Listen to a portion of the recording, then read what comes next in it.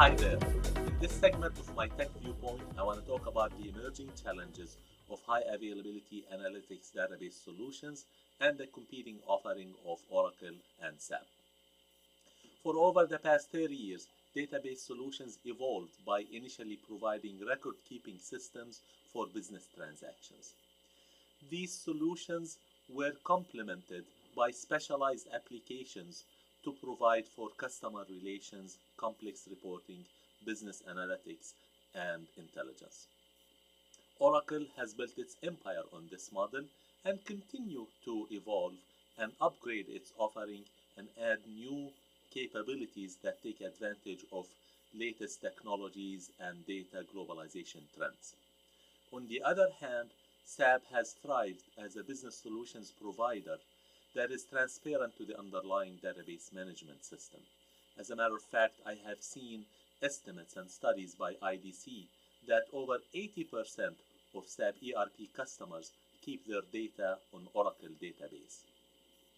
In 2011, SAP announced its new in-memory platform, HANA, for enterprise applications. SAP claimed that HANA would not only make databases dramatically faster, but will also speed up the front end and reporting and enabling companies to run ad hoc complex queries of millions of records in a matter of seconds rather than hours. SAP HANA is architected with latest advanced technology innovations, including in-memory computing, massive parallel processing, and columnar database processing, as well as others. The competitive rhetoric between Oracle and SAP on this front has been very fierce. Initially, Oracle dismissed the significance of SAP HANA. Mr. Larry Ellison called it wacko. With their new in-memory database, the SAP applications, you don't really need a relational database. So I'd love to get your thoughts on that one. Well, get me the name of their pharmacist.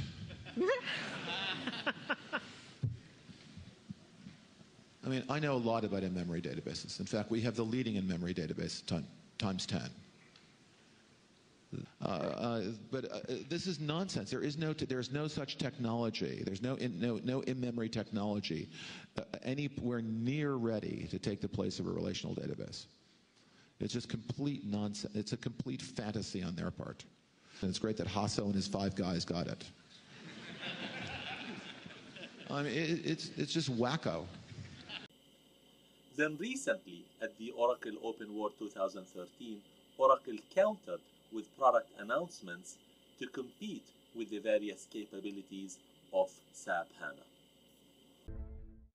We figured out a way to not only speed up query processing by a couple of orders of magnitude, but at the same time, at least double your transaction processing rates. There are no changes to SQL. There are no changes to your applications. There are no functions that are restricted. Everything that works today works with the in-memory option turned on. There's no unloading and reloading of data. Just throw a switch. There's no data migration. Every one of your applications, every application that you wrote, every application that you bought, everything runs without a single change to the application. SAP responded by challenging Oracle in their core and by emphasizing that HANA has already been commercially available for over 2 years. Here's Mr. Lasso Plattner. Over the recent years, we get now much bigger boards. We get up to 2 terabytes of main memory on one board. And we can now, with this in-memory database, store data in 2 ways. The traditional way in rows, and a new way, which actually not that new, in columns. And when this row and column store together, we can achieve significant improvements. I don't know what wacko means, but as an expert as he is, I'm pretty sure that he reads all the publications in the field of databases. I think he knows about this, and he knows that this is coming. So I would show what you have to your customers and to your prospects, and show them how the stuff works. Show them the speed, show the new applications you can build, and what you have done. Show the potential of a real-time response. Show them emergency restarts, how quickly you can reload the data from permanent storage. I'm sure they will love it. Let us take a minute to see how these two offerings compare from a high-level point of view. And again, my focus here is on the high-level functional capabilities that I think decision makers would look for when they outline their strategies for analytics database platforms.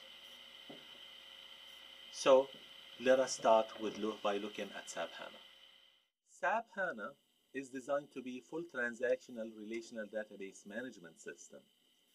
From OLAP point of view, it supports multi-dimensional OLAP workloads. All of its OLAP capabilities are virtual. They don't need to duplicate data or have a separate system for reporting. SAP HANA is a brand new type of database management system. It uses in-memory technology, but it persists two types of data to storage: transaction logs and data changes in the form of save points. SAP HANA supports disaster recovery and fault tolerant. And as for scalability, it offers moderate scalability for large workloads: 16 terabytes of compressed data, 80 terabytes of comparable Oracle. It is offered and is available as a database appliance from major hardware vendors including Cisco, Dell, HP, IBM, and others. SAP HANA provides real-time reporting. As data is stored once, it is also instantly available through the other tools such as SAP Landscape Transformation, Data Services, or Event Stream Processing for transactional purposes, and therefore reporting is in real. On the other hand, the Oracle Exalytics is a smart box. It is a good supplement to existing Oracle Relational Database Management System and Oracle Exadata Database Machine. Oracle 12c database and related suite of products are just released. Columnar, compressed, high-speed, in-memory database to directly compete with SAP HANA is what is promised in the next release of Oracle 12c database. From OLAP point of view, Oracle offers Essbase OLAP engine and Oracle Business Intelligence Foundation front-end tools.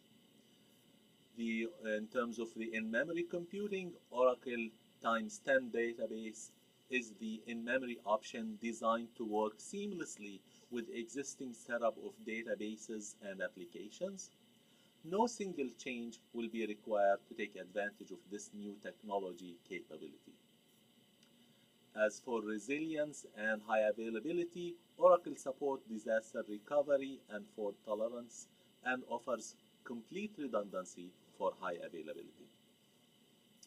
As for scalability, the Oracle Exadata Database Machine delivers extreme performance and scalability for all database applications, including online transaction processing, data warehousing, and mixed workloads. It is pre-configured and optimized for all database applications.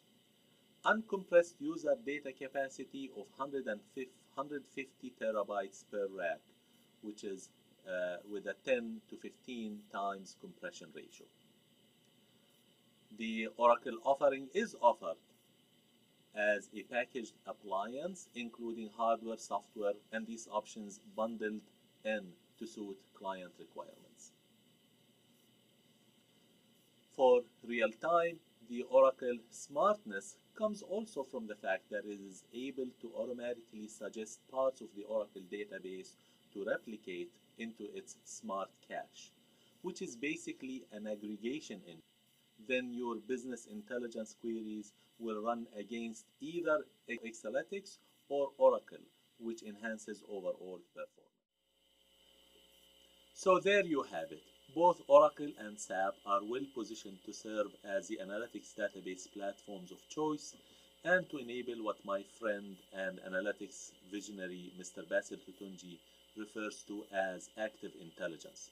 They provide performance, resilience, scalability, and analytics processing to support advanced business intelligence functions.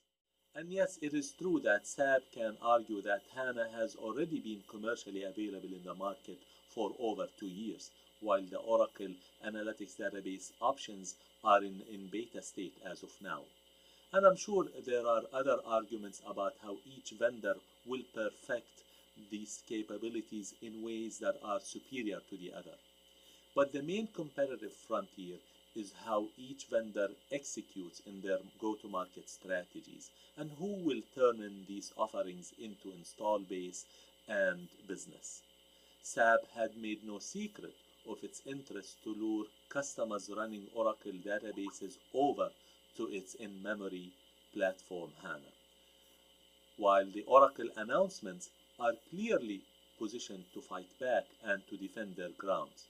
As we have seen, Mr. Ellison emphasized that customers would be able to simply flip the switch once the in-memory options are available. So how do I think this will play out in the market? Well, SAP HANA will make a strong, compelling offering for a new large-scale analytics database deployment. According to SAP, there are now more than 2,000 HANA customers globally, with more than 300 of them interested in running SAP's business suite on HANA. SAP also said that more than half of HANA deployments are for non-SAP applications. But we don't know how many of these HANA projects involve successful switches from Oracle. For the vast majority of existing database deployments, it's going to be very difficult to convince them to completely switch over to a new platform. In such cases, the existing applications will again be a key determining factor. Such decision makers will most likely find it easier to deploy the Oracle Exalytics options to their existing Oracle platforms without risking their existing applications. And lastly, money. SAP HANA is not cheap. And as Oracle control the pricing of their analytics options, Oracle will ensure that the customer costs of keeping their existing Oracle platforms and adding the analytics options on top of that will remain more attractive than switching to SAP HANA. We'll just have to wait and see how this plays out in the marketplace.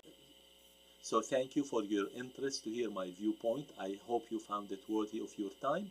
And let me know if you have any feedback, and I look forward to speak to you in future segments. Goodbye.